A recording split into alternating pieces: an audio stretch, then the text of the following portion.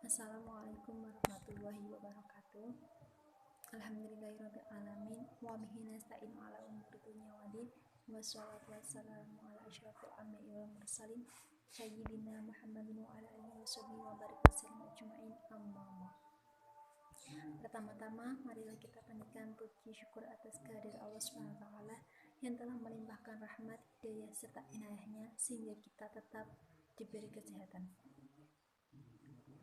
Yang kedua, sholawat serta salam tetap kita tujukan kepada junjungan kita Nabi Agung Muhammad SAW. Semoga kita semua termasuk dalam golongan orang-orang yang mendapat syafaat pada yaumul qiyamah. Amin. Perkenalkan, nama saya Ruisnia. Saya dari Fakultas Agama Islam, Prodi Pendidikan Agama Islam. Saya membuat video ini guna memenuhi tugas dari Bapak Dr. Haji Imam Nasyadi dengan mata kuliah Fikih dan Ushul Fikih.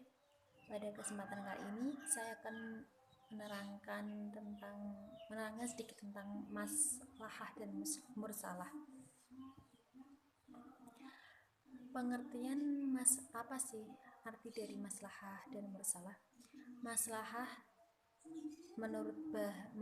mursalah menurut bahasa yaitu maslahah sama dengan manfaat. Maslahah itu baik dari segi lafal maupun makna.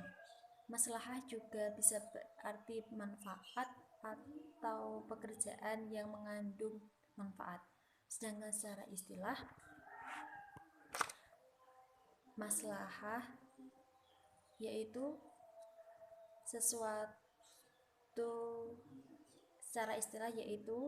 maslahah adalah mengambil manfaat dan menolak kemadharatan dalam rangka memelihara tujuan-tujuan syara'. Dan maslahah mursalah yaitu suatu kejadian yang syara' atau ijma' tidak menetapkan hukumnya dan tidak pula nyata atau ilat yang menjadi dasar syara' menetapkan hukum. Syarat-syarat berpegang teguh kepada maslahah dan mursalah yaitu kemaslahatan yang dicapai oleh maslahah mursalah harus kemaslahatan yang hakiki, bukan kemaslahatan yang berdasarkan akal. Yang kedua yaitu maslahah mursalah hanya berlaku dalam bidang muamalah, bukan pada bidang ubudilah. Yang ketiga yaitu kemaslahatan yang dicapai dengan maslahah mursalah itu harus kemaslahatan umum, bukan maslahah pribadi atau maslahah perseorangan. Dan yang keempat yaitu kemaslahatan itu tidak bertentangan dengan syara' dan ijma'. Kedudukan maslahah mursalah itu semakin tumbuh dan bertambah. Kedudukan maslahah dan mursalah itu sebagai ijtihad yang paling subur untuk menetapkan hukum yang tidak ada nasabnya, dan jumhur ulama menganggap maslahah mursalah itu sebagai hujjah syariah karena maslahah mursalah ini semakin tumbuh dan bertambah hajat manusia terhadap kemaslahatannya. Jika hukum tidak menampung untuk kemaslahatan manusia yang dapat diterima, berarti kurang kemaslahatannya di syariat, mungkin juga kemaslahatannya beku. Dan para sahabat-sahabat dan tabi'in banyak sekali yang menggunakan maslahah. Salah satunya yaitu Imam Malik yang sering menggunakan maslahah. Alasannya apa? Karena dia menganggap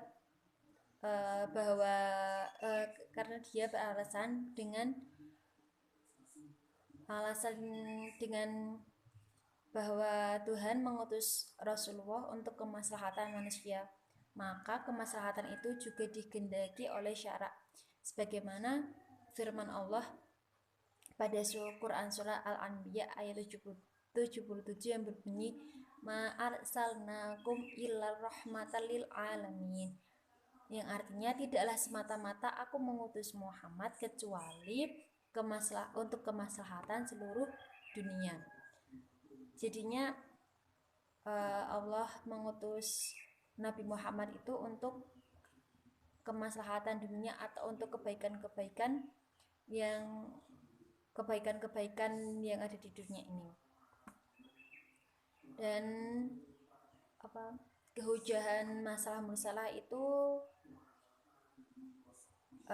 pada praktek sahabat yang telah menggunakan masalah mursalah, yaitu ada sahabat Umar bin Khattab yang memerintah kepada para penguasa atau pegawai negeri memisahkan antara harta kekayaan pribadi dengan harta yang diperoleh dari kekuasaannya, karena Umar melihat bahwa dengan cara itu pegawai dapat menunaikan tugasnya dengan baik, tercegah dari melakukan tindakan yang tidak halal.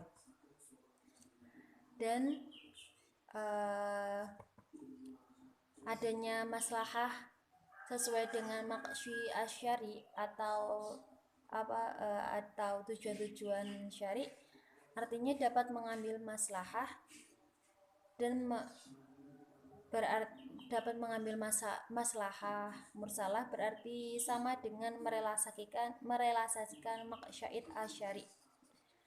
Sebaiknya mengesampingkan maslahah berarti mengesampingkan masyair syari.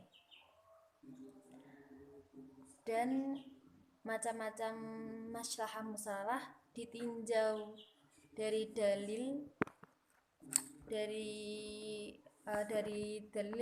yaitu yang pertama yaitu maslahah al-mu'tabarok. Maslahah al-mutabarok yakni al-maslahah yang diyakini secara eksplisit oleh syarak dan ditunjukkan oleh dalil nas yang spesifik. Jadinya masalah ini itu sudah diyakini oleh para ulama dan dizakin karena sudah ditunjukkan oleh dalil yang ada. Yang kedua yaitu maslahah al-mukhlaq. Maslahah ini yaitu maslahah yang tidak diakui oleh syarak, bahkan ditolak dan dianggap tidak batil oleh syarak. Jadinya itu para ulama tidak mengakui adanya maslahah al-mulghah ini. Dan yang ketiga yaitu maslahah al-mursalah. Nah, masalah al-mursalah ini yaitu al-masalah yang tidak diakui secara syarak dan tidak pula ditolak, tetapi masih dianggap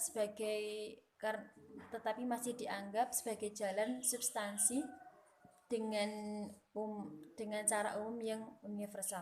Jadinya masalah al-mursalah ini tidak diakui oleh syarak tetapi masih bisa dipakai. Yang saya akan bahas selanjutnya yaitu macam-macam maslahah yang ditinjau dari segi kekuatan hujahnya, yaitu maslahah daruriyat, yaitu maslahah daruriyat merupakan kemaslahatan yang menduduki kebutuhan primer atau maslahah yang apabila ditinggalkan akan menimbulkan kerusakan dunia. Yaitu jadinya contoh dari maslahah daruriyah yaitu seperti sholat, zakat, atau puasa. Yang kedua yaitu maslahah hajiyah.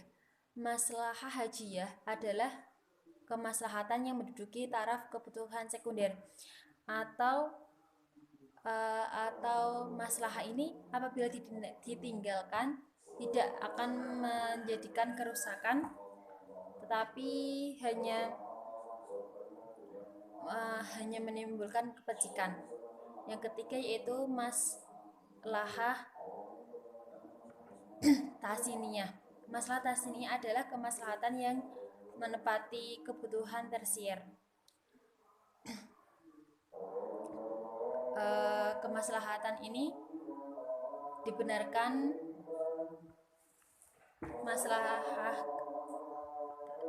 tahsiniyah ini dibenarkan oleh adat kebiasaan yang merupakan perbuatan yang baik.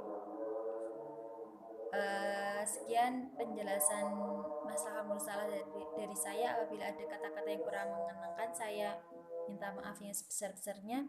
Wabillahi taufiq wal hidayah. Wassalamualaikum warahmatullahi wabarakatuh.